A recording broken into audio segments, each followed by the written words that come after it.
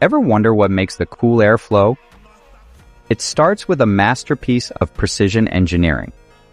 Air conditioners are complex machines built from durable metals like aluminum and copper for long-lasting performance. At the core is the compressor, the heart of the system that circulates refrigerant to remove heat from your home.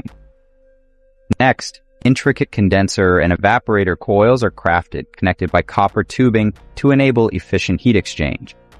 All components are placed within a sturdy casing designed for both protection and optimal airflow. Advanced electrical parts and sensors are installed to manage temperature and ensure energy-saving, intelligent performance. Before it leaves the factory, every unit undergoes rigorous testing to guarantee it works safely and efficiently.